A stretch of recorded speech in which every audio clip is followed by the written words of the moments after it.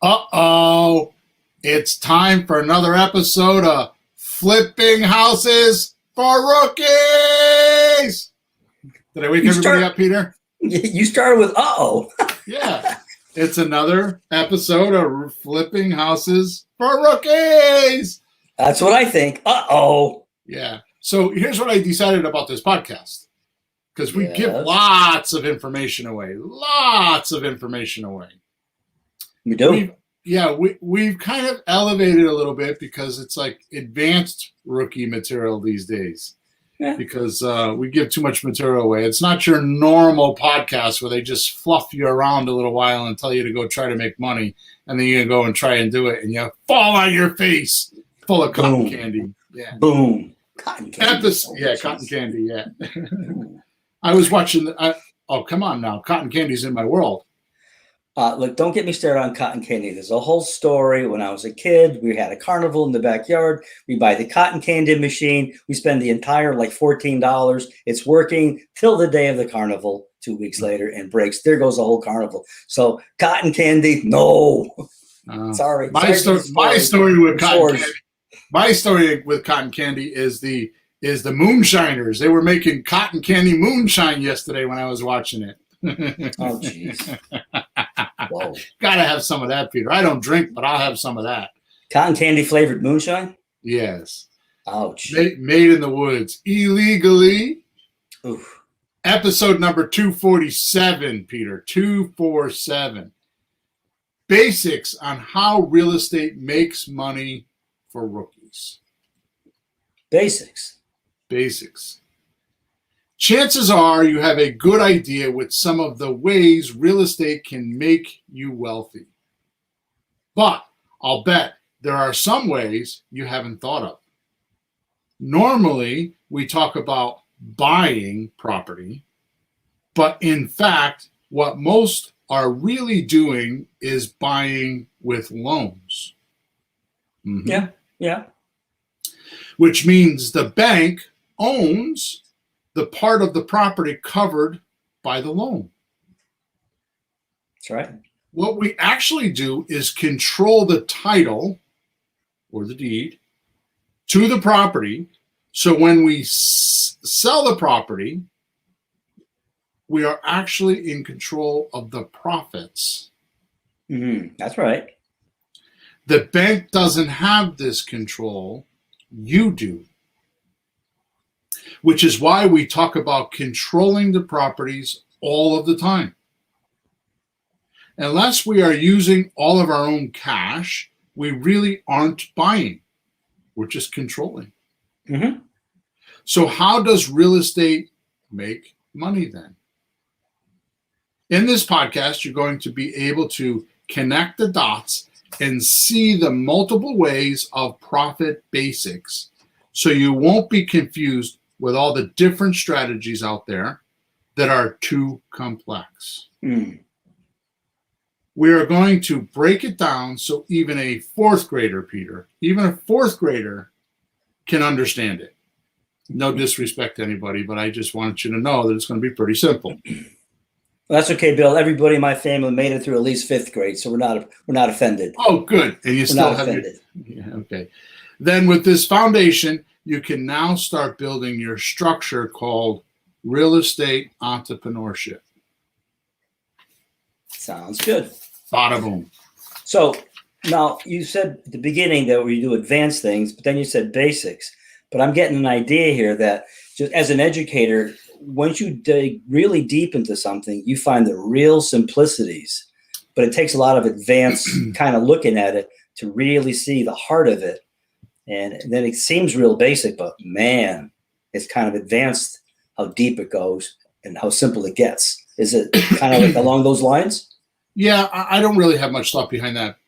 What I do have a concern with is that, and I would be willing to, I don't know what I would do, but I would be willing to give a gift of some sort. I don't know what it would be. I guess it would be the day that I receive the support ticket. If you send me a support ticket and let me know about the length of the podcast, because we're usually around 90 minutes and we get pretty profound. So it seems based on my downloads, that's the right thing to do, because when we were doing podcasts that were 30 minutes long, we didn't have as many downloads. So I struggle with that all the time. Like, how long should the podcast be? You know, what is comfortable for most people? And because this is a one-way flow, in other words, we speak to people we don't even know who we're talking to, because there's no way of knowing who's listening to us other than downloads. Yeah. Right? I don't know. So if somebody wanted to take the time and either go leave us a testimonial or send me a support ticket at flippinghousesforrookies.com, top right-hand side, hit the support ticket, then I will, just for your feedback, I'll send you something. I don't know what it would be, but I'll send you something. And I'm not usually greedy with that stuff. I'm usually pretty generous with that stuff. Mm-hmm.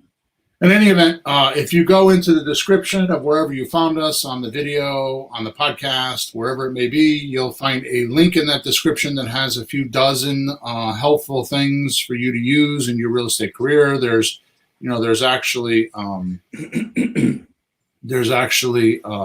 scripts in there, and there's videos in there, and there's, documents in there that you can give to your customers. There's all kinds of stuff in there. So just click on that link in the description, and you will soon find yourself on Bill's Planet with a few dozen giveaways. They're all for free. The name of the page is called flippinghousesforrookies.com/free stuff, because it's all free stuff. Free but valuable. Yes, exactly. Very valuable. Also, I had this whole conversation with my new partner, Sean, the other day, and he's kind of berating me about how cheap all my stuff is, because he's been kind of around the block. And I'm like, yep, I get it. So anyways, the other thing is every Thursday morning, Eastern Standard Time, 9:30-ish or so, we actually live stream the recording of this podcast on Flakebook and ZooTube. And you can go there and check us out. If you're already subscribed to my page, you'll get some sort of a notice saying that we are recording. You can also go on there and leave comments or ask questions while we're actually recording, because I can see them in front of me.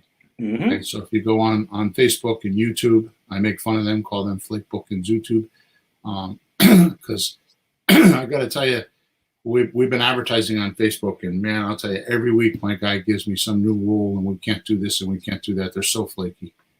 And then ZooTube, there's just so many YouTube's videos on there. It's like a freaking zoo. It's like going to the circus. So that's why I make fun of them. So no disrespect, just my bad humor. All right, Peter. So here we go. Desiree, good morning. She says, she's responding, don't get hooked on downloads. I've listened to all 247 of them and never downloaded one. Oh. Yeah. Okay. So, Desiree, that's not a good thing. We'll talk about that later. All right. So here we go. For today's podcast, Peter, I want to keep it super simple, although it probably may not sound that way because there's a lot to cover, but I want to keep it super simple so we can make a huge impact for our listeners, whether they're novice or pro. Okay? Good. So I have two audiences here, or we have two audiences here. We have the brand new guys because it's called rookies, but yet we have guys that have done deals, and I get a lot of support tickets from those guys about how they forget about the basics, which is why we're doing what we're doing on episode 247. Cool. All right, so let's start off with by breaking down the total subject of real estate investing into two categories that are not new to the industry. So let's just break it down into two categories. Mm-hmm. But instead, today, you're going to get a whole new set of deal goggles to look through once you're finished by looking at these two buckets. Okay, even though they're kind of old and kind of been around and people talk about them, they're not always really understood. Mm-hmm. So here's the two. One is obviously buy and hold, and the other one is fix and flip. Those are really the only two strategies that it comes down to in real estate. There's a lot of umbrellas under those, but when you think about it, it's really just those two, right? Mm-hmm. Buy and hold and fix and flip, right? Yeah. All right. So once you simplify your thinking into these two types of buckets, the whole complex field of real estate becomes a whole lot easier. Like what yellow brick road am I going to walk on to find the Oz? You know what I mean? Is it the buy and hold, or is it a fix and flip? And they're completely two different mindsets and strategies. Yeah, but it's good to have just the two choices, because somebody can look at this and think there's many, many, many choices and just feel overwhelmed, confused, just starting to not even thinking about it. But as soon as you say, no, it's like a computer. It's 0 or 1. Right. You know, and if you can keep it to like it's either A or B, this or that, it's not that hard to make decisions and move ahead. Sometimes It might be 3 or 4 decisions you got to make, but at least you start out with 1 or 2. So pick one. So being rude and obnoxious like I really am, the biggest statement I always ring through my head in my life and when I'm advising others is, hey, Jefferson, is shit or get off the pot, right? Like make a decision or stop doing it, right? Yeah. There's only 2 decisions. It's one or the other, right? Yeah, yeah. Just do it. So which one are you going to do, right? Yep. So like I said, once you simplify your thinking into these 2 types of buckets, the whole complex field of real estate becomes easier. So let me explain, right? If you're talking to a seller, because lately, you know, when I mean lately, I mean the last several podcasts in the last several months, I have totally been convinced that the only way, in case you didn't get it, to understand how to do creative real estate investing, which is with pretty houses, okay, because there's not much creativeness with fix and flip, right? Mm-hmm. The only way to do that is to actually, in the beginning, give yourself a master's degree in how to talk to sellers. And the way you do that is you go out, and we've had a lot of podcasts, and my emails talk about it on my email list. I talk about this all the time, you know, is go out and actually talk to a seller without trying to buy the house, right? Yeah. So I have on my to-do list for about 3 or 4 weeks. It keeps getting put off because I have too many other, as I would consider, more important things to do. But I was actually considering creating some sort of a script or some sort of an outline of when you're in the house, not trying to buy it, which I haven't done yet. But really it comes down to this, right? You ready? Mm-hmm. Yeah. Here's what I would do is if you just ask the seller this one simple question, which we talk about, but it's in a different light now. Yeah. The question is, what's more important to you, to sell quickly or get your price? I got that one written down on my notes. That was a great question. We've had that around not a long time, but we've had that's a great question. So when we ask this question, we immediately put the seller into one of these 2 buckets, a buy and hold or a fix and flip. Mm-hmm. Okay. When the seller says they want their price, you should flip that switch in your mind and start talking about buy and hold strategy. Mm-hmm. Right? That means you're going to probably pay him full asking price, and you're going to do it on terms. You're going to pay him monthly until you get paid off. Right? I mean, my motto, and you know this, and I don't even know if it's a motto, but I say it over and over again. I'll pay whatever price you want for the house. I'll overpay sometimes $50,000 as long as you let me pick the terms. Mm-hmm. Right? So many students and so many newbies and so many humanoids, because they think, like if you go over episode 246 about thinking, you'll realize that it's not all it's cracked up to be, right? Dangerous. The mind is a dangerous thing. Yes. Period. And it's the most unknown thing on planet Earth, for sure. We don't understand man ourselves. We don't understand how our own mind works, but yet we go to the moon, right? So yeah. So my point is that I lost my train of thought. It was. Well, my point is that as long as I could pick the terms on a deal, then I'm okay. And the reason why is because so many people think that price has everything to do with it. What most people, when I say most, I'm going to guesstimate it 97% of all people that have more of people that think about real estate, okay? They don't realize that, because we do this in seminars, right? I say to somebody in the audience, like, this is a trick question. So make sure you think about it. Make sure because this is a trick question. I'm going to get you right now. How much did you pay for your house? And it doesn't help because they tell you what so they'll tell me, price was. okay, so I paid $140,000 for my house. Okay, I understand that. So let me ask you this question. How much do you pay per month for that house? Without the taxes and insurance. Mm-hmm. I don't know. I pay $1,000 a month. Okay, just guessing. Just making up numbers. Sure. Okay, so take $1,000 a month times 30 years. Mm-hmm. Right? So, that's what, 300 and, let me do the math. 360. 60 months, yeah. So that would be $360,000, right. $1,000. He said 140, but he's really paying 360. So yeah, his initial purchase was 140, but he paid 360 if he went the whole 30 years. Yeah. So he didn't pay 140, he paid 360. Mm-hmm. Right? So my point in bringing this up is that you get stuck on what am I paying for the house, and that's just horse pucky. It just because you could make so much more. My favorite seller is the one that's stuck on price, and I sneak in the back door and I make a monster deal with cash flow, mm-hmm. or lack of down payment. Yeah. So the two buckets are buy and hold or fix and flip, and that's what we're going to stick to today. So when the seller says they want their price, you would flip that little switch in your mind, and you would start talking about buying and holding. Right? You're going to start talking about lease options and rent to own and all that kind of stuff. Right? Although this is done with pretty houses that doesn't require repairs or money in the deal. Mm-hmm. Right? We do have ways to do these deals. These deals on rent to own if we need to put money into the deal. Okay, I'm going to talk about that a little bit later, but it's not just rent to own is what I'm saying. Yeah.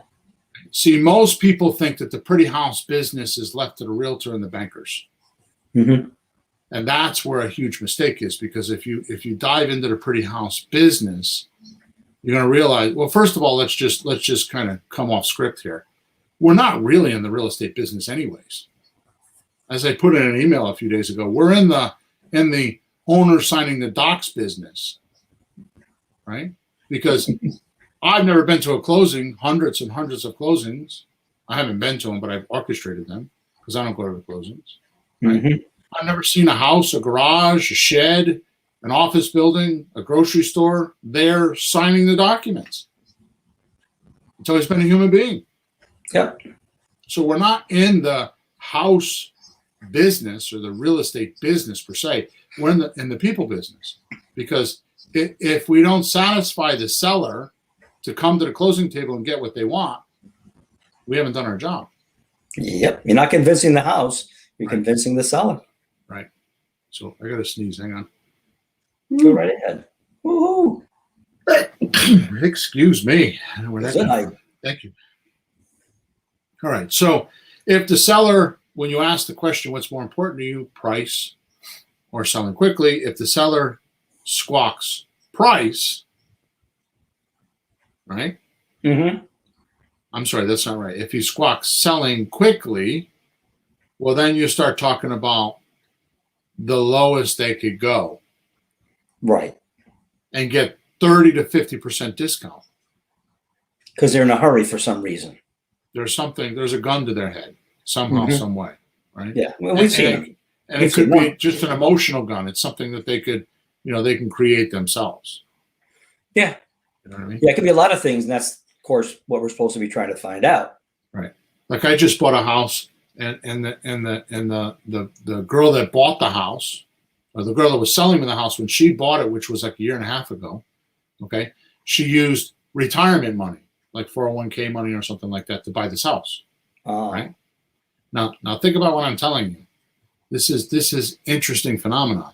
So she bought the house. She did a bunch of renovations. She completely fixed it up. And this was going to be the house of her dreams. Until guess what happened? She did her 2020 taxes and realized she had severe penalties, upwards of $50,000.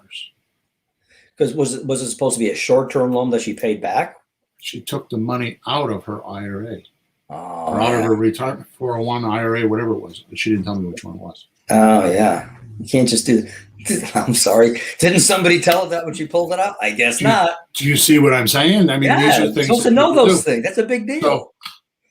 So I'm like, you know, you can make a payment arrangement. You could do all this. You know, I give her all these alternatives. And she's like, no, I don't want to owe the IRS money.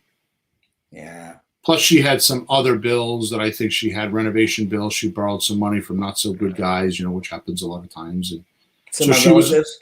yeah. Yeah. No, she's Asian, so I think that's worse. They're worse than the Italians. So my point is that it put her under the gun. Yeah. You know, and because she just didn't know. Like I said, you don't know what you don't know. When she was buying this house, she didn't know that. So she had no idea that a year and a half. So if you think about it, she did it in 2000, you know, the beginning of 2020. Mm. You do 220's taxes a year later, and they're due on April 15th. Yep. And she had to sell pretty quick. Right. So that's not put the house on the market. Wait, it takes a while. Right. It takes a couple months to get her done. All right. So I'm off into the weeds again. So let me reel it back in. All right. Hey, let's, Bill. yeah. Hey, Bill. Did you get a good deal? Yeah. Okay, just checking. Yeah. Now I had it for 3 days. I put it back on the market. It's been on the market for 2 weeks, and I think today I'm going to sign a contract. I've been kind of messing around with it. That's another story. It's amazing what people do. Let's just say that. Mm-hmm. So let's list the common profit centers when we use my 7 conditions, or as we call them, strategies all the time. They're really conditions, Peter. They're not strategies. They're conditions. Conditions? You've never said that before. I know, so how do you mean that? You got to explain now, because all of us are going, wait, what do you mean conditions? Well, if we do loan to value ratio, right? Yeah. Well, first of all, what is a condition? Everything has a condition, right? Yeah, I mean, like the state that the thing is in. What's there you go. What state that the thing is in? What state is this house in? Does it have loans on it? Is it free and clear? Do they owe money? This lady owes taxes. So the condition it's in, the state. Yeah. Okay, all right, that's fine. That's fine. Yeah. So like every human being, every activity you have has a condition. Good or bad. You know, it's either affluence, or it's danger, or it's emergency, or it's normal, whatever it may be. Yeah. Right? It's in a condition. It's either growing or dying, expanding or contracting. I mean, that's just kind of common physics, I guess you can say, right? So everything has a condition. Yeah. Right. So I realized this like a week or two ago. It's like there should really be the 7 conditions, not the 7 strategies. So it's like 7 conditions that you base your deal structures on. So when you do loan to value ratio, does it or does it not give you the condition of the deal? Yeah. So they owe 70% loan to value ratio. That's a condition. Oh yeah, by the way, they have to sell quickly. That's a condition. Yeah. It just describes a little better. I think that I'm not sure that I'm communicating that properly to my audience, right? But it's a condition. So every deal has a condition. Mm-hmm. Like, is it a state of emergency? Is it a danger for the seller? Are they in apathy about it? Yeah. You know what I mean? Are they in affluence, and they think that they're just like, right now everybody thinks they're in affluence because the price of the house, you know, everybody thinks that they're such a great real estate investor right now because the appreciation is so high. So anybody that's involved in real estate are like cocky now, right? They're like, huh. So they all think they're in affluence. Yeah, my broker was saying, don't worry, I'll take care of it. I'll get you a good price. I said, I'm not going to mention her name. She's a friend. She's great. But I said, well, it's not too hard right now. Yeah. I mean, it didn't mean it derogatory. I saw a news report yesterday in Connecticut, this time of the year, it's the beginning of 2020, real estate's up 19% over last year. That's absolutely retarded. It's ridiculous. It's just not right. Yipes. But if you own property, sell the damn stuff. Right. So, sell it if you can reemploy the money. That's the other problem, right? So, yeah. let's list the common profit centers when using my 7 conditions or 7 strategies of deal structuring, and then see how we profit from those. Right. By the way, if this is your first podcast, or if you've not been around or haven't done it yet, and it's your first time hearing about these 7 strategies or 7 deal structures or whatever you want to call them, or have some confusions about them, like if you don't completely understand a slot deal, or if you have some confusion about getting the deed deal, which is subject to, just hop on over to flippinghousesforrookies.com and get right as soon as you scroll down. It's not, you don't even have to scroll down. There's a pretty girl there holding money. To the left, there's a place where you can put your name and your email in there, and I have a whole course in there that you can get for free. We used to sell it for $299. We give it away for free now because it's like the foundation of all my teachings, right? Or our teachings. So just go there and get all the details if you're confused. If you have not looked at those videos in the last 30 days, I strongly suggest you go look at them again, because here's what I realize, okay? It's kind of like this, Peter. When you're playing Little League, right? And you're out on the baseball field, you have a concept of how the game is supposed to be based on your experience at 10 years old. Yep. Right? Now you get into high school, and now you're playing that game a little bit more differently from a high school perspective, a 15-year-old's perspective. Mm-hmm. Now you get into college, and you're starting to look at the pros. You have a different perspective, right? Yeah. Then you get a recruiter in the audience and you start playing for the major leagues. You have a different perspective, right? Now, you're playing baseball the entire time, but your experience and the way you're looking at the game is much different. Do you agree? Sure is. So as you're going through your real estate career, which is why I keep circling back and taking the basic courses, I go back to the seminars that I originally went to, and I read books that are 20, 30 years old and go back to basics. I'm never bored with it because you have a different way to look at it. It's like when I first read the book, it might have been 15 years old and in high school about baseball. Mm-hmm. Now I'm in the pros making pro money, and I have a different way to look at it because I have a different perspective. I'm in a different type of mindset or frame of mind, right? So my point in telling you that is make sure you go back and listen to these videos as you grow, because each time you watch them and each time you see the deal structures, you'll go, aha, I missed that the first time, or I missed that the 10th time, right? Plus the amount of times over the materials just keeps building more and more certainty. So you should just always use those as a core to keep your mind bright, on the deal structure. That's it. So let's start with the slot deal, which is a sandwich lease option transfer, okay? When employing this unique deal strategy, you find a seller willing to let you make monthly payments for a minimum of 2 years before you pay them off without maintenance or repair obligations to the seller. Mm-hmm. So you're taking the landlord obligations away from him. You're paying his mortgage for at least 2 years, sometimes longer. And you're kind of taking them from the position of being a landlord and managing the property to becoming the banker of the property. So all they do is just, in this case, they don't get money because the money's going to the bank, but somebody else is paying their debt for them, right? Yep. Then you sell to a buyer who can't necessarily get a loan right now, right? This buyer does a rent to own with your seller for a minimum of those 2 years. So he or she can get qualified in those 2 years for a loan and pay the seller off when they do this, right? Right. Your profit. So basically what you're doing is you're going to the seller and saying, I'm gonna pay this much for the house, for a price. Then I'm going to pay this much for payment, and I'm going to do it for this long. And all those promises you made to your seller, you're going to assign those to your buyer, and your buyer is going to perform on those obligations, not you. Okay, so you're not paying for them. So your profit comes from finding the seller whom is willing to do this. Oh, yeah, right. So the Yeah. profit comes from finding the seller who is willing to do this, Mm-hmm. and a buyer willing to take on the repair maintenance obligation while paying the rent and promise to get the loan within the next 2 years. Mm-hmm. Okay. And honestly, when I say I help the buyers get a loan, it's not that hard. If you just hear their story, common sense will tell you what to do. For example, we use, let me think here. His name he's got two first names. It's something Steven, I think. It's Bedrock Credit Repair. Like the Flintstones, Bedrock Credit Repair. He's in Danbury, Connecticut. Tell him I told you to call. He's amazing.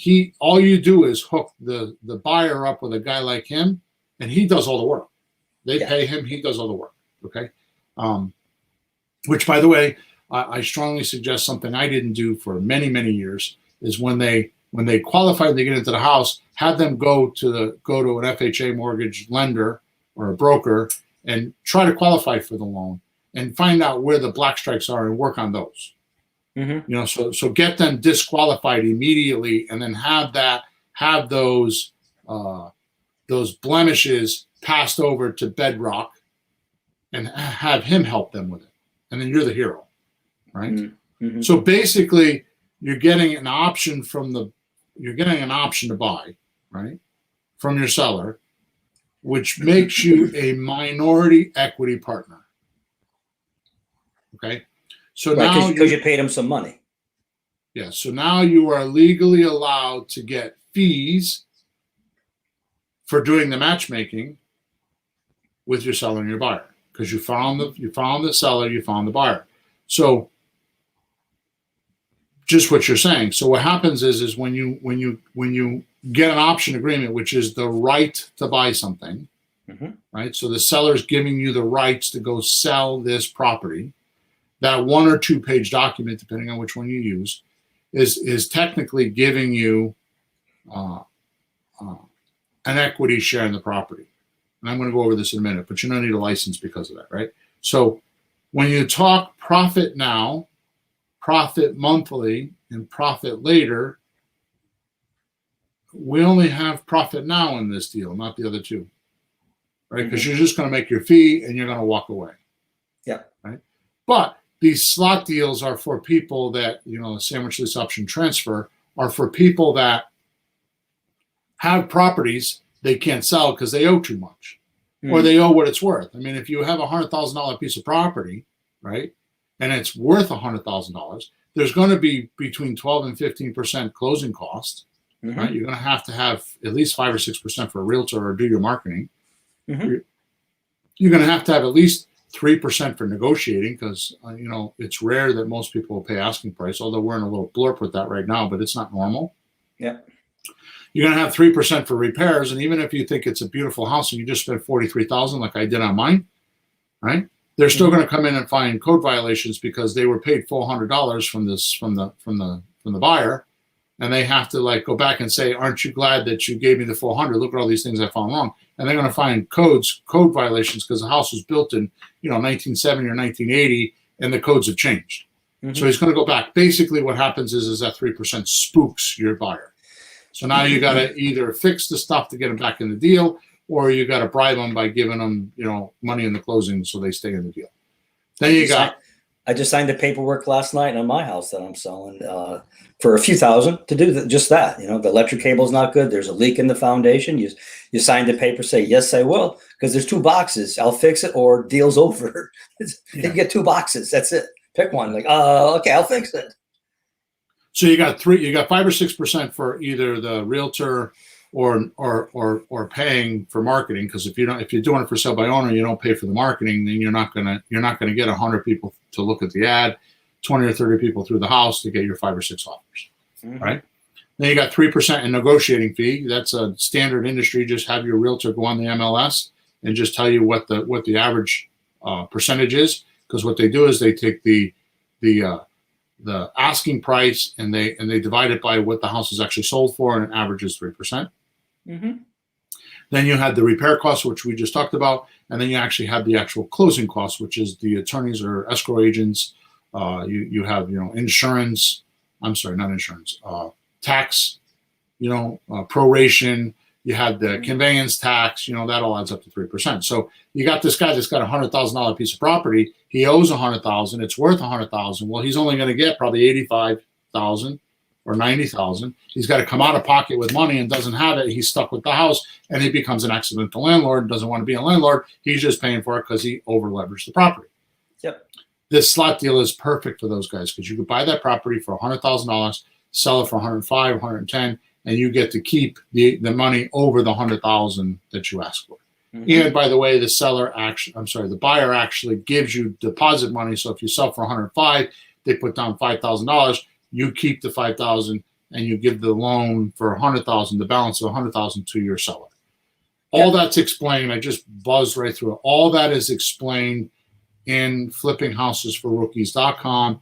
If you go into that course I just spoke about, there's a couple videos in there to explain the entire thing. I do it on a whiteboard and I go through the math. I show you how to do it. Don't try to get stuck on that right now. Just know it's a profit center that is right now. So you're going to do this within 30 days. You're going to make $3,000, $5,000, $10,000, $15,000, whatever you're going to make, depending on the prices of the houses in your area. You're going to make that money within 30 days. So that's a profit center. That's money now. Okay. Mm-hmm. So again, like I said, often these deals make $3,000 to $25,000, depending on where the house prices are in your farm market, wherever you're working. The higher the prices, the better. Because I get that question a lot. Does this only work on the lower price houses? No, mm-hmm. The higher the prices, the better. Because the way you make your money on a slot deal, in summary, okay, mm-hmm. is the difference between the deposit money you're collecting from your buyer and paying your seller. Mm. That's how you make your money on a slot deal. Mm-hmm. Is your fee comes from the deposit money. So if you promise to pay, so let me just keep reading, all right? So here we'll find a seller willing to take monthly payments until we can pay them off, and find a buyer willing to assume those sellers' demands. But instead, the deal is a little different. Okay, so I'm going to move on. Right. Mm-hmm. So that was slot deal. So we're going to move on. In the slot deal, we can pay full asking price and have no profits with monthly payments or profit later. Mm. So the money that you're making is just for doing the transaction. Right. With a rent to own or a sandwich lease option, which is very similar to the slot deal, because that's a slot. A slot means sandwich lease option. Mm-hmm. Sandwich means you're getting between the buyer and the seller. That's the sandwich part. You're in between the buyer and the seller, like a sandwich, right? Yeah. The difference is we're not going to transfer this deal now. We're going to keep it. So what's the difference between a slot deal and a sandwich lease option, which I get that question a lot. Mm-hmm. Okay? So where you're going to do this rent to own or keep the lease option, we tell the seller we need at least 15% in equity or profit, mm-hmm. and 20 to 25% monthly cash flow. Yeah. See, from the rent amount. Yeah. Yeah. Which means the difference between what you collect from the buyer and you have to pay the seller each month. Mm-hmm. Okay. So if we revert back to our simple magical formula, profit now, profit monthly, and profit later, we hit all three now. Okay. Right. Because there's more money. Well, the situation is different in this house. There is some equity. He's not completely over leveraged. The rental is high enough to leave some money left. There's just more money available, right? So if you listen to enough of our podcast, I will tell you throughout the 246 podcasts we've done already, is you must have equity in your property the day you buy it. Yep. Unless it's a slot deal, you don't have equity. You create the equity. So if you're going to sell, a $100,000 house for $105,000, which, by the way, why would a buyer pay $105,000 for a $100,000 house? Mm-hmm. Right? That's a simple explanation. the simple explanation, which I was supposed to do later. But if we're going to pay $1,000 for a computer and pay cash, if you were to buy my computer for $1,000 today and pay cash, right? Mm-hmm. You paid $1,000. But if you swipe your credit card and make payments over the course of 24 months, you paid more than $1,000, right? Sure. That's how this buyer is going to do it. Okay, they know Right. that this is the American way. I didn't make this up. Right. I also think of it, they're in a bit of a bind. They can't buy a house. They're not qualified. So if they don't do this kind of a rent to own deal, they just have to keep renting not to buy. So they'll be there for a few more years, renting anyway. So it's just an opportunity. You know, you always pay for your problems. You smash a tooth, you pay for it. Sorry. You know, you want a situation, you can't buy the house for a few extra $1,000, you can. It's worth it. Right. You know, if they can't, they don't do it. They just keep renting. But people are in opportunity. People are in situations where they actually have some money, but terrible credit. So the bank won't touch them, but they have some bucks. It happens. Yep. You don't have to have a lot, but they have enough. I'm selling a house right now. Selling a $160,000 house, and somebody wants to put 20 grand down. It's what, you know, their credit score is 580, but they got 20 grand.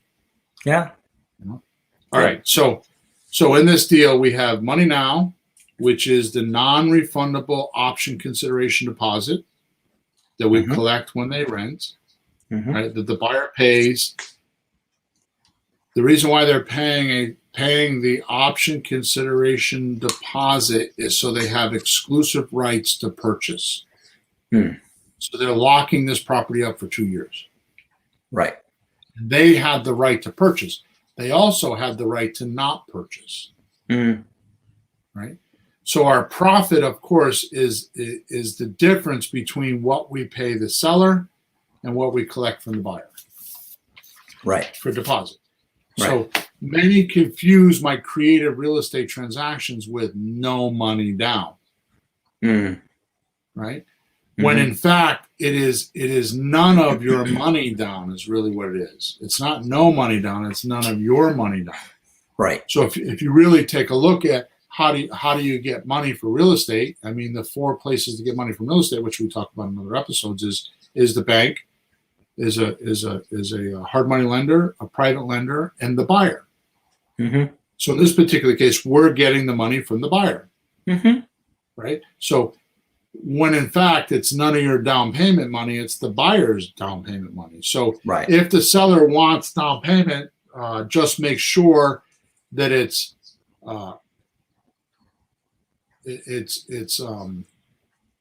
less money. Yeah, it has to be less money than I don't know what the hell word I wrote down there. Oh, reasonable enough to get it from the buyer, not a refundable deposit. Like I'll have people tell me they got a $200,000, or $150,000 house, and the guy's asking for 50 grand down. It's like, okay, so, and they're like considering it. It's like, how are you going to get somebody to give you $60,000 down? It's not reasonable. Yeah. Right. That's not what's done in conventional loans. It's much less than that. Right. So why does he want more? Go get a, go get a realtor and cross your fingers. Good luck. Yeah. So because a realtor can't even do that. So why should we be able to do that? Right. No, my house was like 10%, a couple of 20%, but people aren't crazy. Yeah. So as an example, the seller wants $5,000 down. Just make sure you can get 10 grand from your buyer down. Right. Which, by the way, I plan on about 3 to 5% for a down payment from my common buyer. Right. So if I'm selling a $200,000 house, that means the most I'm going to get is 10 grand. Right. So it's not hard to know that when you're making an offer to the seller. Just realize if he's asking for 15 grand, where's the money coming from? Sure. Right. And it just makes your negotiation that much simpler because you're like, well, where am I going to get the money from?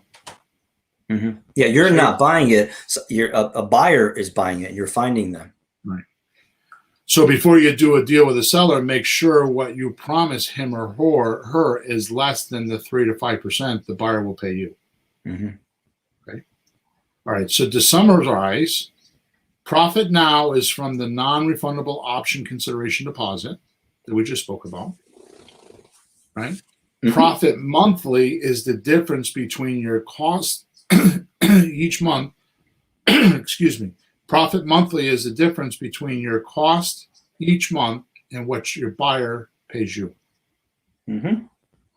So if your taxes, insurance, mortgage payment, all that is $1,000 and you're collecting $1,500, then obviously you're making $500 a month, right? Yep. Then the profit later is the equity in the rear of the deal, in the exit strategy. Mm-hmm. So profit later is in the exit strategy, or the difference between what you promised to pay the seller or you paid the seller, and what the buyer will give you once they get their loan. Right. So if the buyer is going to give you $150,000 and you only paid $125,000, obviously $25,000 is the money later, is the equity or the profit, and you get that when you exit the deal. Right. Okay. Now let's move on to ugly houses. Okay. So does all that make sense? That's all buy and hold. Right. One or two things I would mention is this person will have to get a regular conventional loan at some point. So that money he puts down in the beginning is considered his down payment. So the bank sees that he put money down, because they always want that. They're not going to loan 100%. So I get that question a lot. So it's not part of what I was going to cover today, but let's cover it because it's a very important point. So here's what happens. I buy a house, we'll say for $175,000, or I promise to pay $175,000 with monthly payments when I exit. I'm going to pay the seller $175,000, right? Mm-hmm. I go sell that house, we'll say for $200,000. I probably would sell for $210,000 or something like that. But I would pay, let's say I pay $200,000. I'm sorry, I sell for $200,000. Yeah. So I paid how much? $175. Right. And I sold for how much? $200. And how much is the difference? $225. Okay, good. So if I were to take a $10,000 deposit and I sold for $200,000, how much does the buyer owe me? $190. Exactly.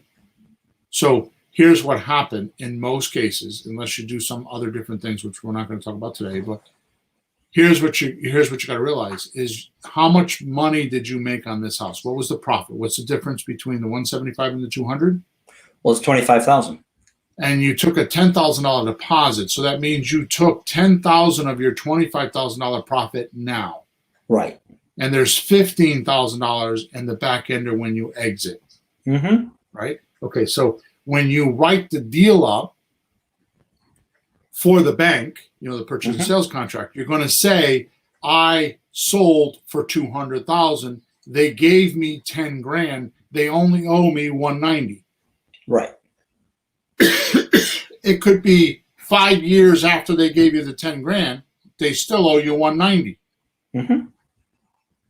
It doesn't matter the time. So when they go get their loan, they're going to say to the banker, I need $190 plus my closing costs. And the math on the purchase and sales agreement is going to read that way. Right. Yeah, I just wanted to point that out because you need to have some money down when you buy a piece of property, and that counts toward that deposit. Right. So when I do my math, if you watch me on some of my whiteboards or my monthly meetings or the training videos, if you notice, I don't count in the results section. I never count the deposit money as a profit. Mm-hmm. Because it's part of our exit strategy profit. It's part of the $25,000. It's just, when do you get paid for? You get paid now or you get paid later? Right. And you can't count it twice. That wouldn't be right. Right. But you get it. Yeah. And you put it all together, you add up everything you got. It's decent money. Cash flow each month. Which, by the way, when I learned from Ron LeGrand, he used to do that. He used to count the money twice. Oh, really? Yeah. I don't know if you realize it, but there were several times I saw him do deal structure, and I'm not trying to knock the guy. I'm just saying that I was doing it for a while until I realized, wait a minute, this is simple math. That's not supposed to be that way. You can't count it twice. Right. You can try, but no, you can't. Hey, you know what? You definitely can't spend it twice, so you can't count it twice. Exactly. All right. Yeah, I just want to throw that in case. Right, so let's move on to the ugly houses, which are most commonly called the fix and flips. Yep. Right. These are not always ugly houses, by the way. This took me, believe it or not, a bunch of years to learn. And I thought it was my knuckleheadness. I thought it was me being a dumbass. Because I could be that way.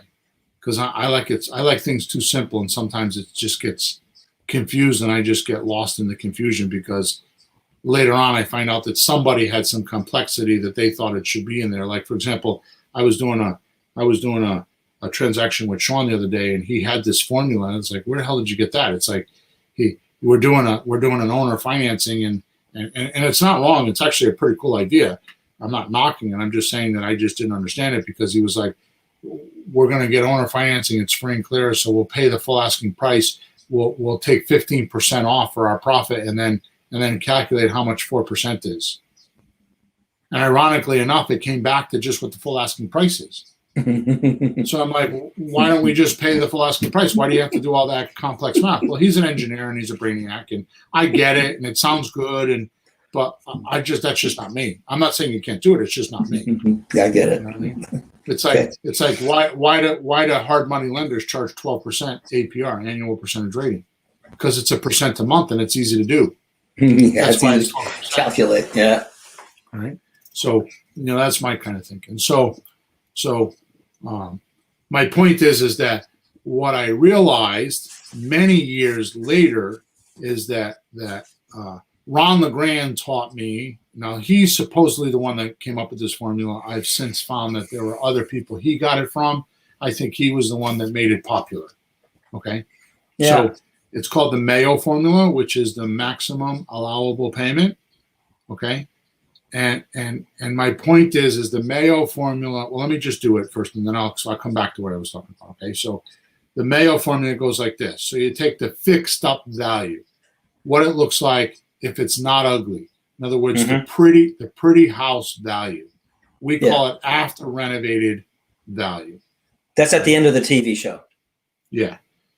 So it's a pretty house, okay? Yeah. Because there's usually more pretty houses sold than there are ugly houses, right? So you take that number, whatever it may be, once it's fixed up and once it's pretty, whether you do it or not, that's the value. Which, by the way, is different than a comp, a comparable. Because a comparable, by definition, means what? You're comparing apples to apples.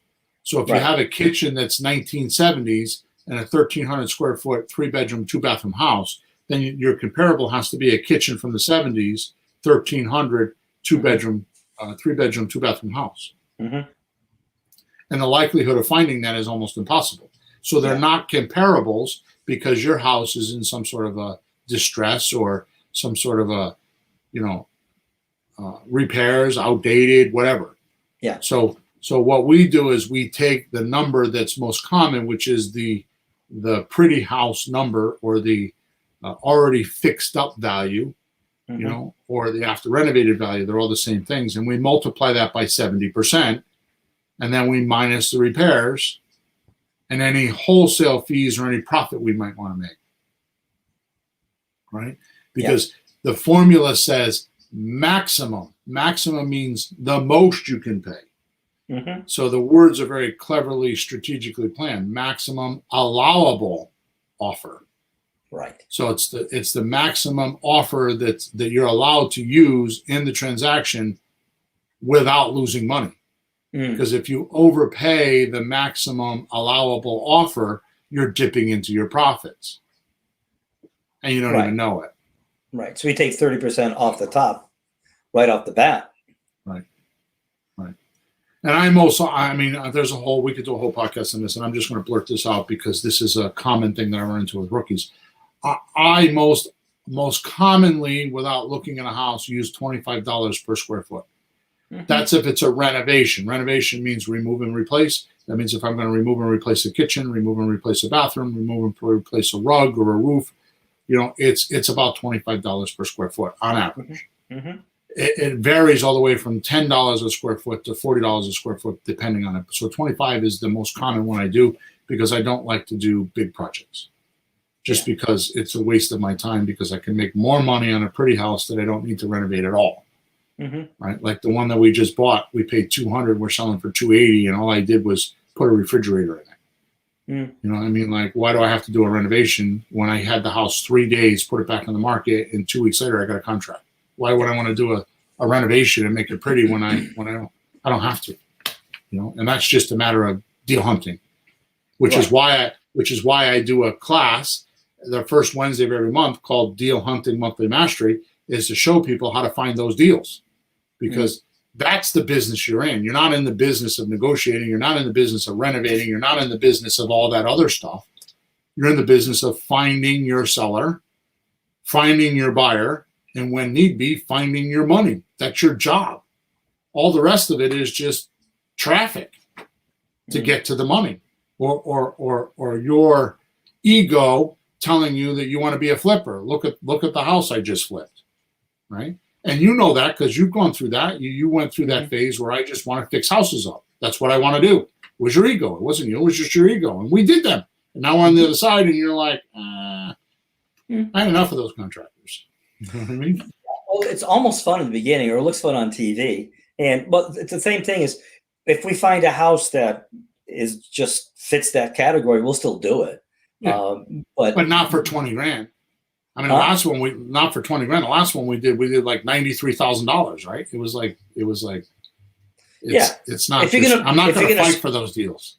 No, if you're going to spend that much time dealing with it, you want a good profit, because you can make that on the other deals. You're spending more effort, attention, creativity on finding them when the rent to owns and those type, and you spend more effort on fixing them in the other way.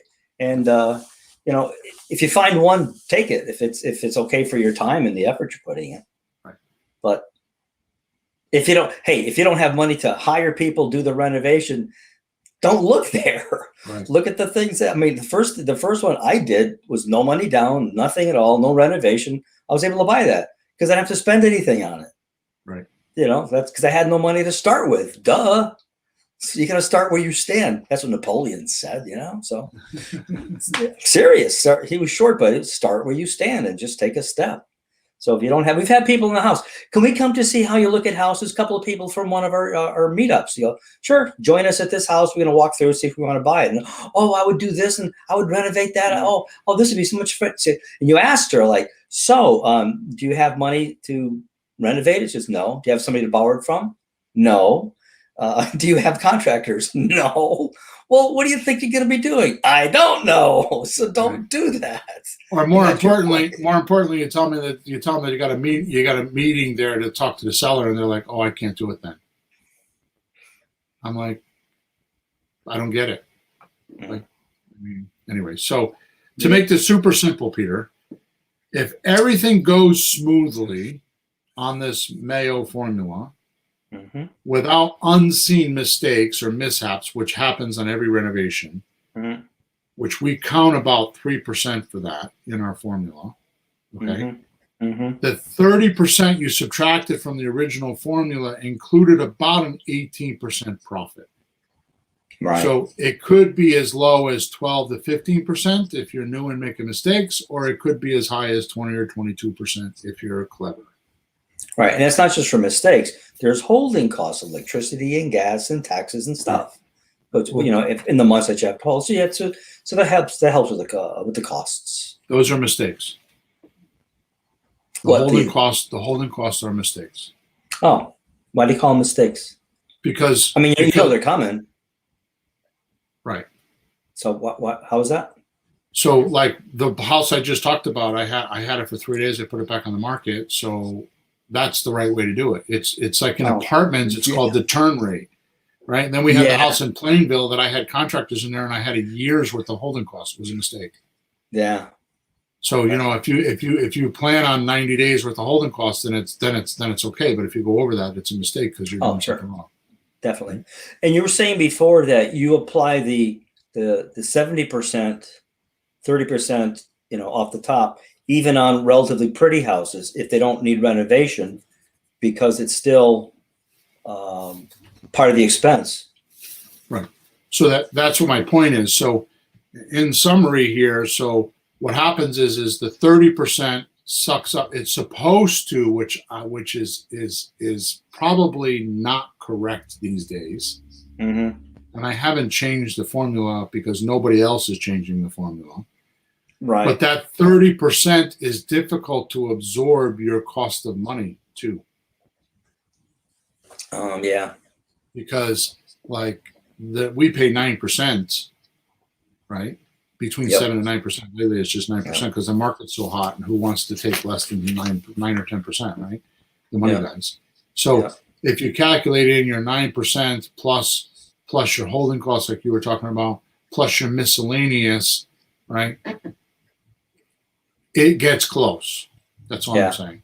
Yeah. Okay, so the rest. So basically, what I'm telling you is it's about 18% profit on an average. The rest of it gets sucked up in the transaction, Mm-hmm. and you will be amazed at how things get sucked up in the transaction. Right? No one plans on anything getting sucked up in life, your own bills. No one ever plans on that, but you should.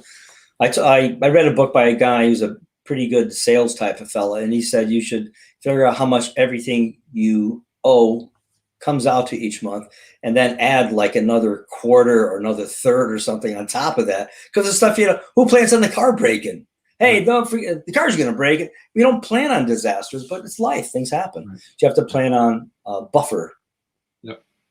All right. So here's what I keep alluding to. What took me so long to understand is that the Mayo formula is not really the Mayo formula used to buy ugly houses. It's actually the cash formula. Mm. So if you have a pretty house that doesn't need repairs, which, by the way, every house needs $5,000 worth of repairs. I don't care what kind of house it is. You can always spend $3,000 to $5,000. Okay. Mm-hmm. So what I do is I take the after renovated value or the fixed up value, the comps of those, and I multiply it by 70%. And even if it doesn't need repairs, I still pull back $5,000. That's the cash offer. Yeah. Right. So if you have a $200,000 house, right, your cash number is 140, which is 70% of 200 is 140 minus the $5,000. It's 135. Now, why do you do that? Because of the cost of the money, the holding cost, all those numbers. That 30%. Think about what we're saying, because we just talked about that. That 30% doesn't include your repairs. It includes the cost of the money. It includes the holding cost. It includes your profit. It includes all the same things that you have in an ugly house deal in a pretty house. Yeah. The only thing you're taking away is the renovation, because you don't have to do a renovation. But all the other business portions of the trend, the attorney and the negotiating, and because one thing we don't talk about on that 30% is how much does it cost you to sell it. Yeah. Right. So you have to have the cost to sell. You have to have the cost to buy. You have to have holding cost. You have to have the cost of the money. There's a lot going on there. Gee, Bill, they don't seem to talk about that on the television. I know. A couple of shows do. Minus holding and closing costs. That's rare though. Right. They give you these big fat numbers like nothing, like none of that stuff actually even happened. Right. Like, no, it happens. Go look at your bills coming in the mail in your own house. And we only know that because you and Jesse. We only know that because you and Jesse did a TV show, and that's the numbers they asked for, and we're like, those are not the right numbers. No, those are the numbers we're going to use. And it showed we made like $43,000 on that house when in reality I think it ended up being like 18 or 22 or something. It wasn't that much money. It was like half of what they said. Okay. All right. Yeah. So let's where am I at? Okay. So let's move on to one of my favorite deals. Okay. So we were in buy and hold. Then we just went through fix and flip. Now we're going to go back to buy and hold. And the reason why I'm doing this is because I'm trying to make the point here that buy and hold is a much more profitable business than fix and flip. A, because you're going to be able to buy properties that need repairs and pass them on to your buyer as a fixer-upper. And you can come out of the repair business. B, you're going to get your seller or some form of a seller to finance you, so you don't have to go look for money often. Or you can get short orders of money from your private lenders, people that have IRAs or other real estate with equity in it. Most of the time, those private lenders are right under your nose. And the way you find private money is find a deal. So what happens is the biggest mistake people make is that they think the way to find real estate is to go find the money and then buy the deal. No, what you do is you find the deal first, and the deal will find the money. It's backwards, right? So, so that this kind of puts into the shoe of this strategy. So the most popular strategy I like using is owner financing. And I have to tell you that if you listen to our podcast, there's different variations of owner financing. But the concept is usually, just an easy concept is that the owner owns the property free and clear. In other words, they don't have a mortgage. They're asking $300. They're going to get $300. They don't owe anything on the house other than the taxes. Right. So they own the $300 is all profit or all equity. Right. So, my most popular strategy is paying higher than the asking price, than asking for a monthly payment of principal only. Now, I want to disclose before I go through this deal that this deal is not one that I do like 3 a month. If I'm lucky, I do 3 a year. Because this strategy is the hardest strategy, because think about it. The person that has a free and clear house most likely, in most cases, have been paying the mortgage for 30 years, 20 or 30 years. This is their savings account. This is like their Christmas fund, like in the old days, they would put money away every month, all year long. So they would have Christmas money in December. They would go December 1st or December 5th or 10th or whenever, suck the money out of there and go buy their gifts. So this is much like the Christmas fund, right? So they paid the mortgage off for 20 or 30 years. So they have a lot of blood, sweat, and tears in this puppy. And they're not just going to hand this house over to you. They're not going to have you control their destiny or lose control of their money. They don't want to lose control of their money. They just want the cash. For whatever reason, they decided, I'm going to pay off my grandson's college degree or my daughter's car loan, or I want my kids are getting married, I want to buy them a house, or I got to pay off a wedding, or whatever, or I just simply don't want to live in the northern states anymore and I want to cash out and I want to go to Florida, and they want to be in the same position where they don't have a mortgage payment. Right? So they want to take the cash, they want to do what we call substitution of collateral. They want to take their collateral here, their house that's worth $300,000 here, and they want to substitute it with a house that's in Florida, and still have the same financial situation where they pay cash for the house and have no mortgage payment, but they're in warmer weather. Right. Yep. So those deals are not easily done. They are done, and they are the biggest deals we do when we do them, and I'm going to explain that to you right now. Okay. So this means that there's the big magic of these deals is you overpay for the property, right? And you don't pay interest. This means there's no interest for me. And the reason why I pay the higher price is because I'm substituting it. So watch the math. So let's get out of theory on this. And so I pay $260,000 for a $225,000 house. Well, sounds like a mistake already, huh? That's what I was saying earlier, is we get hung up on these numbers and think, oh my God.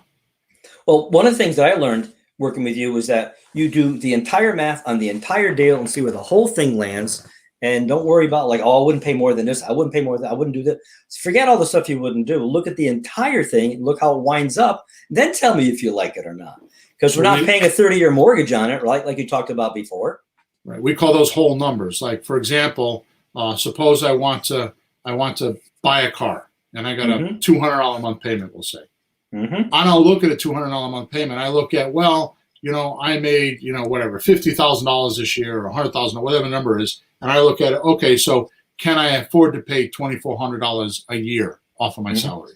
So if you take your salary and it's $50,000, you take off $2,500 and $10,000, and you look at the whole numbers, all of a sudden you're like, maybe I shouldn't do that. Right? And what most people don't calculate, and my wife is she needs to be in a straitjacket on this point. Because when she does her financial plan, she puts in there Christmas gifts and birthday gifts, and she'll put like this ridiculous number of like 10 grand a year. Like, no, I mean, she's got a point, because you do buy Christmas gifts and birthday gifts, and, especially if you got a good sized family, you're doing that, right? Yeah. But you want to make sure you put your car insurance in there. And what happens is it really evens out your life, because then you realize how you do it. And then what you do is what I do in financial planning is I go back 13 weeks and I look at what I've spent in my checkbook for the last 13 weeks, and there's my financial plan. Yeah. Because those are my habits. Yeah. Right? And then I take a look, I start doing the math that way. So what you're saying is I use whole numbers. I use annual numbers. So in a deal, I use the whole deal. I go out 5 years and I look at it. So in this particular case, I pay $260 for a $225,000 house, and I promise to pay the seller $1,000 per month, principal only payments.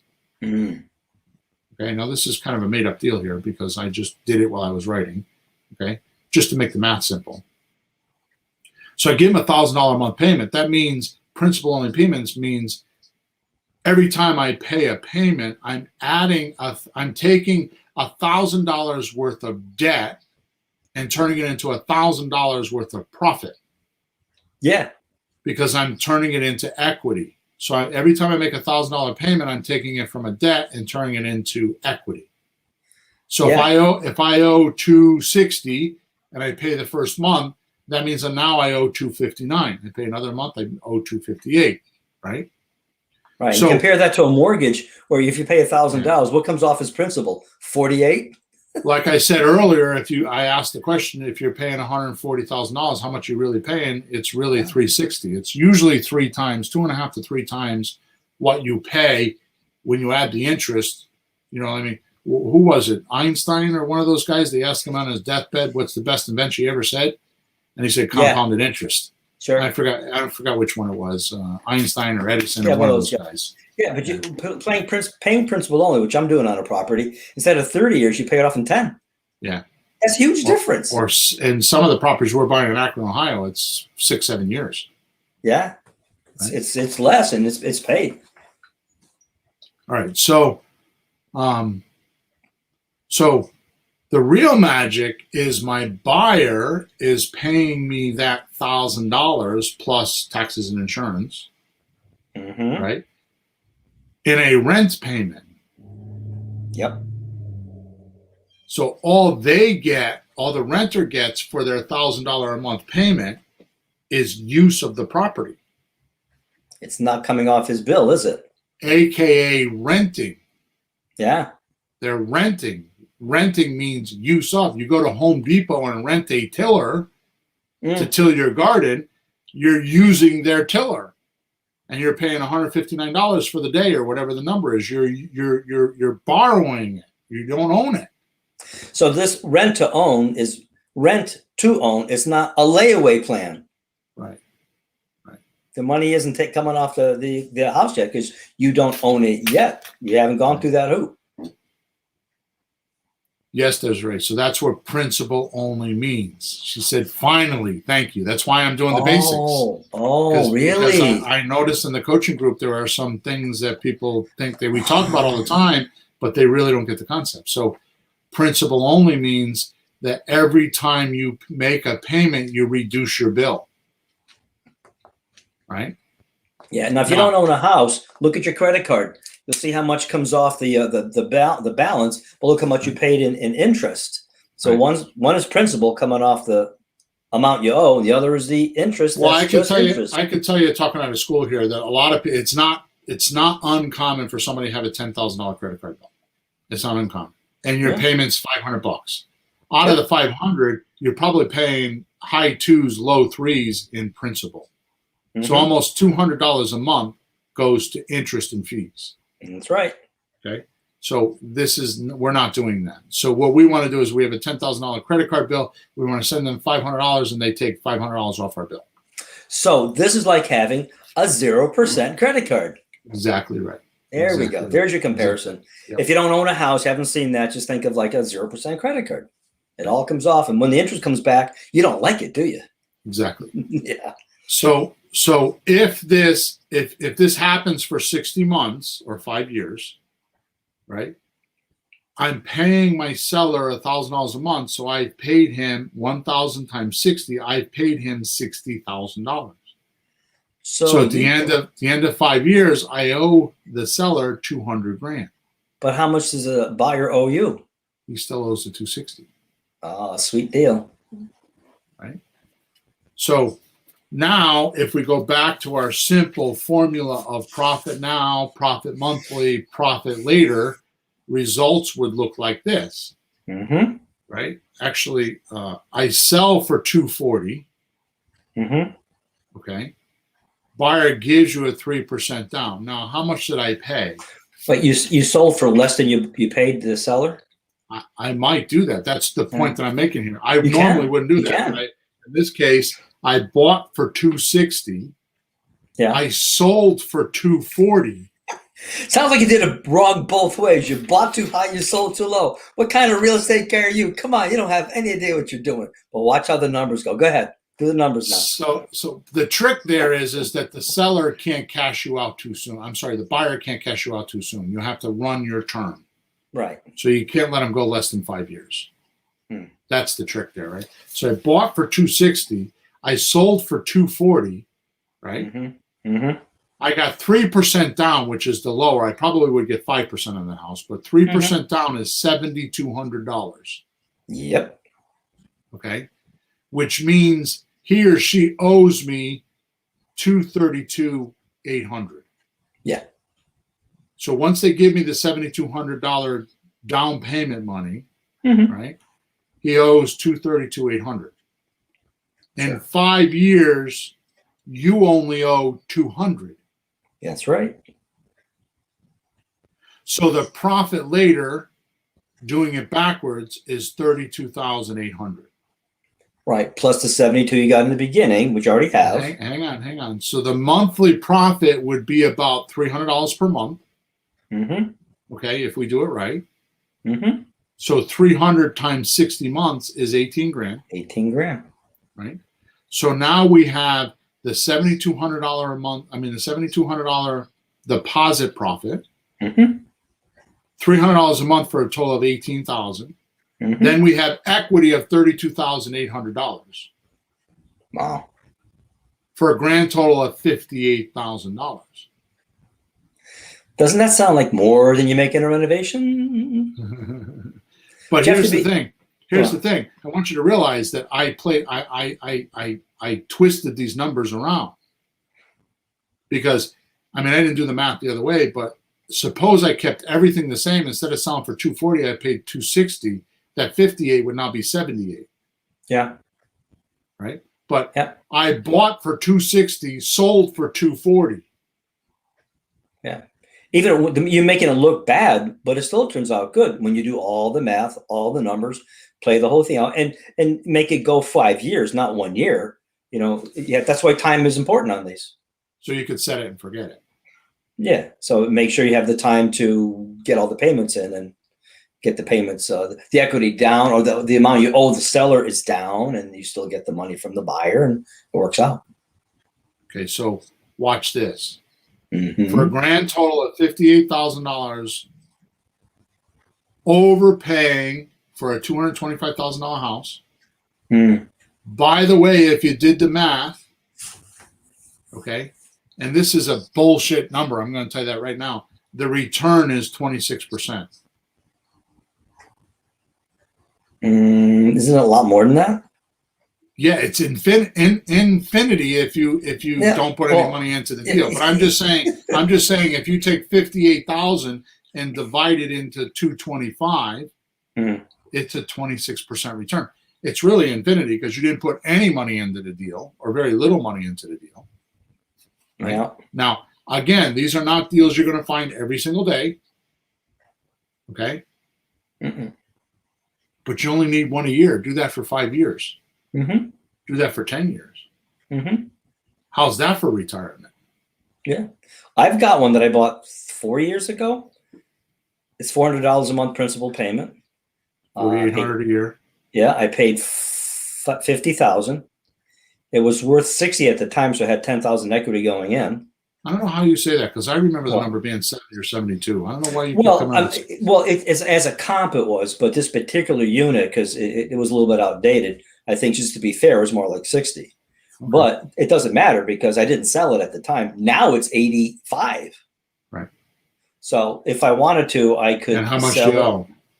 I owe like 30 on it right now. Yeah. So I have like $50,000 profit in it, and I've made $200 a month that have funded all my little expenses every month, all my letters and stamps and stuff, just funded all that. On one deal. Yeah. And I learned a trick from Bill that I could pay the note off at a discount if I want to give the seller a chunk of cash, 8, 10, 15, 12 grand, pay them off and don't even know that anymore. And if I sold it, I'd have 60 or 70. Anyways. So yeah, you find one here, one there, just keep going. You get it. Here's the thing, Peter, taking this a little bit further than we should, and then we're going to end off, right? Mm-hmm. So you pay that off. So you're selling a piece of property right now. Like we just sold a multifamily and we got dough in there, right? Which we haven't touched. Yep. So watch how you leverage your money now. Mm-hmm. Watch this. Mm-hmm. So you owe him how much money? 30. Okay. So you call him up and say, what'd you take? Mm-hmm. I don't know, 8,000, 10,000, 15,000, whatever it is. Mm-hmm. Suppose you'd settle on 20,000, which would be a high number. You settle on 20,000 because a bird in the hand is better than two in the bush. Yeah, we're both old. We could croak. Take your money while we're going. Now you own that condo free and clear that comps for 85,000. Yep. What you do is you go to the bank and get a credit line for 60 or 70,000. Mm-hmm. You don't even need to use it because a credit line, you pay 2% on the money that's out, not on the credit line, but the money that you've used. Yeah, like a credit card, only what you use. Yeah. So now you take that $40,000, $50,000, $60,000, whatever you get for a credit line, and you go buy another property with it. And the other property pays for that credit line. Now you become your own hard money lender. So how many of these deals do you have to do before you start playing this chess game with the equity? Yeah. And your own money, not borrowing. The equity, right. Save the 9, 10, 15, 12%. Yeah. Right. So those are all basic profit centers. Motto of my story, folks, start earlier. So those are all basic profit centers.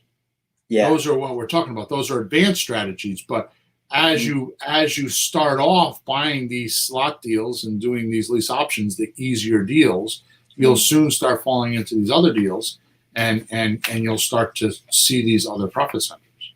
Okay. Right. So the last thing I would like to cover is why, which I already covered. Why would a buyer pay $240,000 for a $225,000 house, or $260,000 for a $200,000? And I talked about this earlier.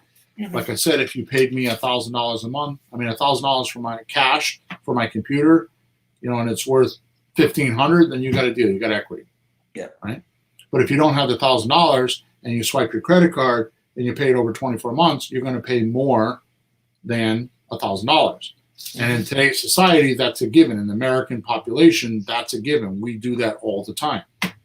Right. You go out and buy dinner and it costs you $60 for dinner, and you don't pay the bill at the end of the month, and that dinner just now costs you $70 or whatever, right? So it's just what we do. But if you paid it off by the end of the month, then you would pay what it's worth, which most people don't. Yeah, you got a funny story though. I think this happened to you once or twice. I've heard you say this. I didn't catch it, but you said like some people come to you and say, "Oh, I wouldn't pay over that much. Why would I pay more? Like I'll pay the $225. I'm not paying $240." And you go, "Okay, that's fine. Can you go get a mortgage?" Yeah. No. Right. So he's not in the position. He's just. I see what you're saying. So you're talking about the buyer comes to me. Yeah, it's not happened a lot to me, but they'll say to me, "Well, I want to negotiate the price. I don't want to pay $240. Okay, how much you want to pay? Oh, I want to pay $225. All right, good. So we can close in 30 days, right?" And he's like, "No, I can't get a loan." Oh, then it's $240. Yeah. Because I got to wait 2 years, and I have the risk of you not paying. I have all this, all this stuff. Yeah. So he has to pay his way out. I want to back way up something I forgot to say earlier, and then we're going to end off. So one of the things that I do, the difference between a slot deal and a lease option deal, what's the difference between those? And I told you the difference is that the slot deal, you don't stay in. You just get your fee and you get out. And the lease option deal, the sandwich lease option, you get 15% worth of equity and 20 or 25% worth of cash flow. When you're talking to your seller, you say to them, because what they're going to say is they don't want to manage the property because you're going to give them the tenant's buyer. And they're going to have to collect and they're going to have to do the management skills. Right. Right. So what you say to them is, well, I don't want to manage it. Okay. In that case, I need 15% worth of equity and 20 or 25% worth of cash flow. And it's just that simple. And they'll say, okay. And then they'll either give it to you or say, no, I'm not interested. Yeah. Right. So if you're going to manage the property and you're going to put it under your wing, you need to have the 15%. You don't need to. It's just a rule of thumb, but it works perfectly with the seller when you say that to them. Right. And they don't even have to have the money coming out of the profit of the property itself. If they really wanted to get rid of it, they could put money out of their own pocket, because people will do that if it's that much aggravation. Instead of losing $2,000 a month, maybe they have to, do the deal and they 3 or 4, a few hundred. So the money doesn't have to be visible on the deal. You just tell them that. They go, well, I'd have to pay it myself. So, okay, it's your call. One or the other. You can't have both. So I had a seller that one time in Southington, Connecticut, that was working for Pratt Whitney or one of those places, and he had a job, and I'm going to guess his salary is probably $150,000 a year, and his wife was from Canada, and he got an opportunity to go make like $250 or $275 a year in Toronto, and he had to be there in 3 weeks. Yeah, bye. Right. So I ended up paying, I think, $300 or $400 less a month. He was less than what he was paying, so he was kicking in $300 or $400 a month. He's making an extra $100,000 or $125,000 a year in Canada, and he's bringing his wife to her native town where she can have help with the kids, with her family, because they had small kids. It was a win-win all the way around. So was it worth it for him to pay the $400 a month? Absolutely. Yeah. And 18 months later, I sold the house, and we made, I don't know, I think $18,000. I forgot what the number was. All right. So in final, Peter, let's get out of here because it's time. In final, what I just showed you today is that there's only 2 ways to make money or profits in real estate. Okay, I'm going to say this, and then I'm going to back up and change my tune, because there's actually 4 ways. We only talk about 2 ways to make money in real estate. One is to buy low, sell high, which is equity. So you're in the equity business. That's like the ugly houses, right? You're doing an equity play, right? Or there's cash flow, which is the buy and hold.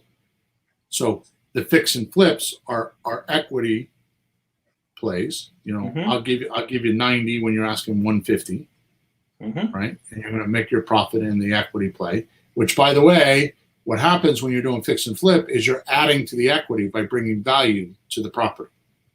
Right. So that you're adding value because you're going to do the repairs, and you have the resources and the money to do that, because a lot of sellers don't understand that the buyer doesn't have the deposit money and the repair money and the time to do all the renovations. Right. We're in a give me now society. Right. Yeah. So,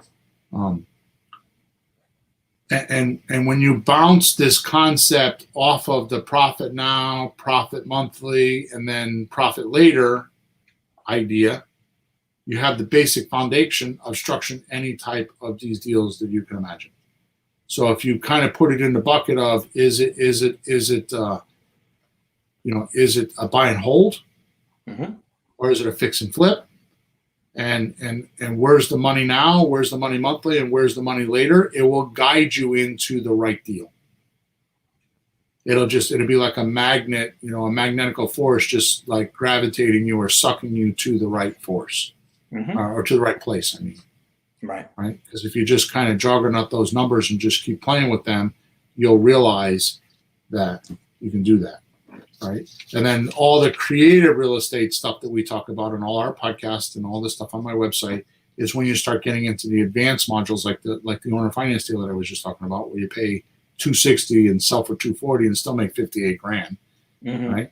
I mean, that's advanced. I get that. But I just wanted to bring that about because most people try to do addition and subtraction. And that works as long as you're just dealing with apples and apples, right? Yeah. But when you start getting compounded interest and fees and all these other things we're talking about today into the deal, it obstructs the deal. You don't even know it. Much like, anybody do that drill today. If you have a mortgage, take your taxes and interest out of it. Just take your mortgage statement out, take your taxes and interest out of the payment, and then just multiply that, what you're paying in principal and interest, multiply that by the amount of term that you have left, or the amount of term on your loan. You got a 30-year loan, then multiply it by 30. If you got a 20-year loan, multiply it by 20. And that's what you're actually paying for the house. But it's insidious. It happens kind of like under your nose, and it's not blunt. You don't see it. It's kind of like secretive in the background. It's unspoken. Well, it happens so much you don't think about it. Right. What'd you pay for the house? You can say, what was the price of the house? That's one thing, but what you pay is something else. Right. So hopefully that kind of cleared things up on some basic profits. I know I kind of got off into the weeds a little bit there, but if you just keep it simple, is it buy and hold or fix and flip? What we talk about the most is the buy and hold. Mm-hmm. And the reason why is because, the fix and flip, by the way, is money now. That's it. Right. There's not money monthly. There's not money later. Well, there is money monthly and there is money later. It costs you money. Yeah, it's going out. Ain't coming in. It's going well, out. It's also more like a job, Yeah. The buy and hold is more like a business. Right. There's less work. You can't just buy one and sit. You buy one, you get a little money. You buy another one, you get a little money. In the long run, it all starts coming in, because those numbers don't happen in 6 months. These numbers that go over 2, 3, 4 years. But it's called investment. Have a little patience. People buy stock and they wait. They put money in a 401k and they wait. This is along those lines, but you just keep buying and adding to your portfolio, and it builds. Time changes everything. It do. So in my final statement, I leave you with this. Okay, I leave you with this. Mm-hmm. If you even think that there's a difficult decision on buy and hold in fix and flip type of career decision. Mm-hmm. First of all, I don't let that happen, because I just cast my net, and when I drag the fish in, I keep the ones I want to keep and I throw back the ones I don't want. But I would like to leave this parting thought with you. Every single area, every single market is changing. It's either expanding or contracting. It's either going up or it's going down, meaning the prices are going up or they're going down. Every single area, custom to you. Your neighborhood is one number, your city, your state, your county, whatever it may be, it's going up or it's going down. Yep. So it is safe to say, Peter, it is very safe to say that if you farm in one area, in one field, if you're farming in one field with boundaries, your career is going to encounter ups and downs. So you're going to constantly be fighting with, I can't buy a house right now because they're too expensive and people are overpaying. But if I did buy one, I would sell it really quick. And then go to the other side of it is I can buy all these houses. They're really cheap and people are throwing them at me, but I can't sell them. So you're constantly at one extreme or the other. Okay, which is why I have the 7 strategies, because depending on which environment you're in is which strategy you use. Right? You just kind of change your strategies. Here's my parting thought. With today's technology, which is what we are doing, I go to other counties and other cities. Like I'm in Connecticut, and we're doing Akron, Ohio. And that's because with Zoom and with DocuSign and notary publics that will notarize things online, we do everything on the computer. I used to go out and look at properties, and now I sit in front of my computer all day long. Which is not fun either, because until the warm weather comes, I can't smoke a cigar. I'd rather be up looking in the house and smoking cigars. You poor man. So what I say to you is that the ugly house business keeps you, it's like an anchor on your ankle. Because it's going to be difficult for me to do a renovation in Akron, Ohio, when I can't go to the job and inspect it. Now, yes, it can be done, and yes, people teach that stuff, but I'm just saying that it's not as easy. Where if you're doing pretty houses and you're taking over mortgage payments and you're doing this buy and hold routine like I'm talking about, it's much easier to do it virtually. Yeah. Because what you're buying and selling is the money, is the rights. The difference between what the banks owe. So what you're buying and selling is the owner's profit or their equity. Right? And if you do some of the things we're talking about, and you do rent to own, and you don't have deeds in your name and obligations, you can pull out anytime you want. And these transactions are much easier to do because of the less complexity. Where when you have to, get permits and pull floors out and dumpsters and all this stuff, buying lumber, all this stuff that's very territorial in cost, it's very difficult to do. So I'm not discouraging you from doing a fix and flip. I'm just saying that nowadays it seems like the pretty house business is expanding because your territory is expanding. Your what is it? Your I don't know how your boundary lines are wider. You know what I mean? Because you could, Sean and I were talking about this the other day, and he really is coming along. It's like, so we go into Akron, Ohio, and we burn through the list and we do whatever. Okay, then next thing you know, we buy a list in Cincinnati, which is 20 minutes, a half hour away, right? So we go through all that. So we go in there and buy a bunch of houses, and we feel like it's starting to like creep down a little bit. Like, in other words, we're not getting the same results. Okay. So, like a year from now, 2 years from now, whenever, right? Yeah. Okay. Yeah. So now we do more research and we find out, okay, Bangor, Maine, I'm just making up a thing, is like really hot right now. So we keep the maintenance and the control and everything in Ohio, and we go to Bangor, Maine, and we do the same thing all over again. Right. We use the same formula. So you never run into these peaks and valleys in your backyard because the price is either going up or going down. So what you do is you ride the emerging market waves. Right. And I just leave that with you today as a final thought. Okay. So don't forget, wherever you're listening to us or watching us, in the description there is a link there that will get you a few dozen free goodies. Go check it out.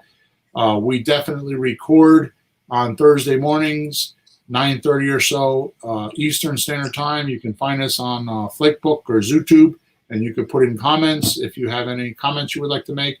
And of course, if you have any questions and would like to speak to me personally, go to flippinghousesforrookies.com/support, or just go to flippinghousesforrookies.com. Top right-hand side, there's a support link there. I answer all the support tickets. Sometimes it drives me crazy, but I do it, and it's never more than a 24-hour wait. Okay? So go in there and ask any questions, especially with some of the deal structuring I was talking about today. If you have any questions, I can guide you with it. Okay? With that said, have a great week. Over and out. Thanks for being here.